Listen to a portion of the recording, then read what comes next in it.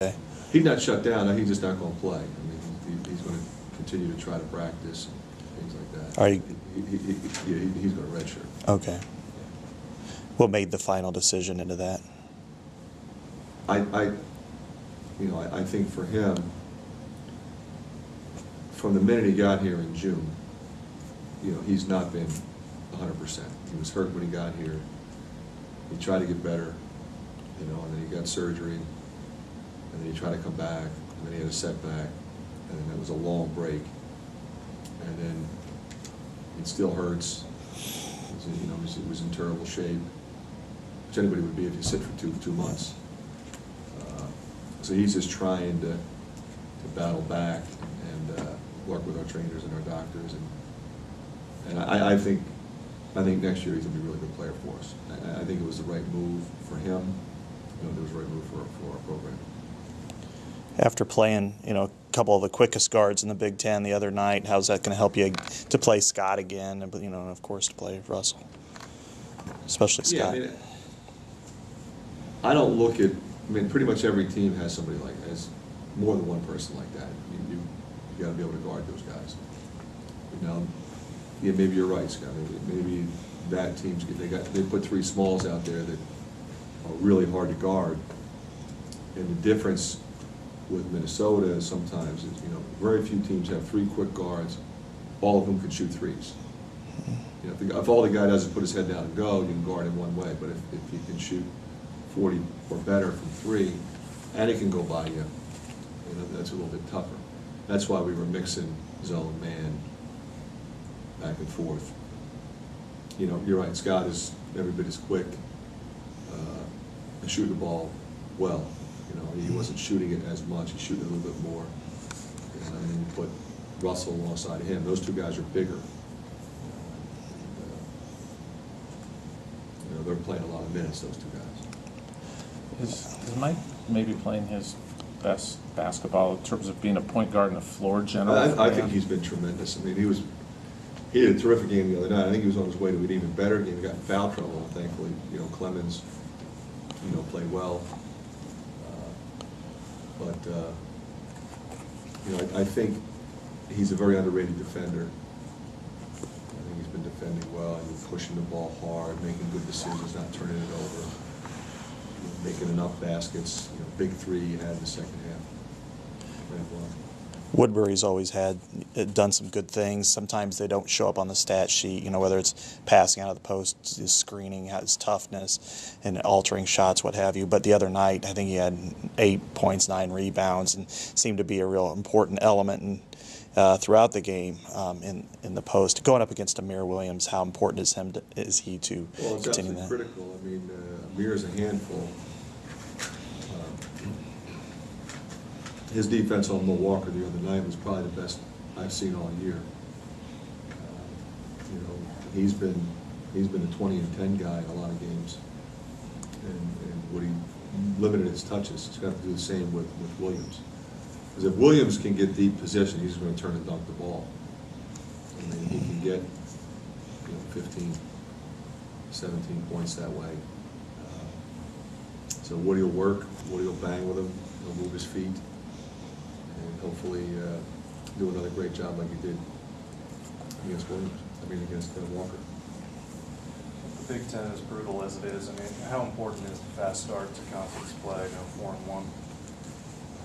Well, every game is going to be one that challenges you in a lot of different ways. Because every team's got different weapons, and every team plays a different style. But every team is capable of winning that game, no matter who you play. We're capable, and the team we play is capable. And the same is true. It was like, we're surprised that Rutgers beat Wisconsin. Well, yeah, but Rutgers has really good players, and they got an NBA coach. And they were at home, and that's what this league is. So, they were asking me the other night about Minnesota 0-5. You look at that team and you say, they're really good. They lose our game in a tough fashion. They lose in overtime, Ohio State. They have leads in the second half and 2 road games. It could easily be 4-1. I mean, that's what this league is. So you want to try to be prepared and win every game that you can. I mean, you're right. If you somehow could be 4-1, then that would be tremendous. But you're every bit as concerned about the next game. You know, like I said the other night, I said if 10 days from now, 12 days from now, Minnesota was 5-5, would anybody be surprised? I wouldn't be. Clarify, I just don't know, on the Ellingson situation, he's played, I think, 7 games. Is there any reason he wouldn't get a red shirt? What's the rule there? Yeah, okay. I'm not the guy that is the final say. Basically what happens is, there's rules in terms of number of games you can play. It's 10 in the first half of the year. So if you split the year in half, depending on how many games you play, you play more than 10 games. No matter what happens, you burn that year. Used to be essentially 5, and then all of a sudden somebody gets hurt in the 6th game, then they want to appeal, and they finally say, okay, it's 10, and that's it. No appeals. But there has to be legitimacy to it. It can't be, the guy played in 7 games in the first half, and, oh yeah, I had that thing with my knee, and trying to making it up. I mean, this kid was in a boot all summer, then he had surgery, he was back in a boot. It's got to be all documented, and there's got to be legitimate medical personnel who say, you know what, this didn't work for this kid this year. So they have to sign off on it. They have to put their reputation on the line, and it's got to be legitimate. So knowing that it's legitimate, knowing that our doctors will do that, there's no reason to believe that it wouldn't be. But it still couldn't be. I mean, it still has to, it's a case-by-case situation. So like the NCAA then, evaluate what your doctors say? Yeah, I'm trying to remember if it's the NCAA or the conference. I don't know which one. I think it's the NCAA. But we'll work through our compliance office. Our compliance office will work with our team physicians, and I'll be out of it. President Mason, retiring coach, can you talk about your working relationship with her? It's funny, I'll never forget the first time I met her. Obviously it was on my job interview, and I immediately liked her. I felt very comfortable, and it's the kind of person you want to work for. We were very similar philosophically in terms of where we saw this program going.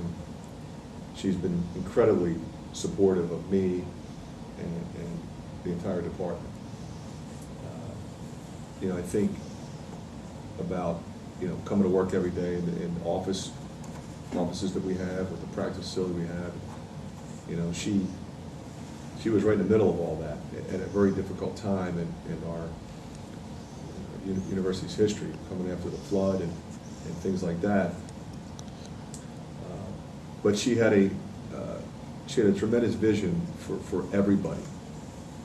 Obviously athletics was a big part, and for her, she wants to win. But she made it very clear we're not cutting corners to do that, and I always admired her and respected her for that. But there was also a very personal side to her. I mean, she maintained relationships with so many people in so many different departments.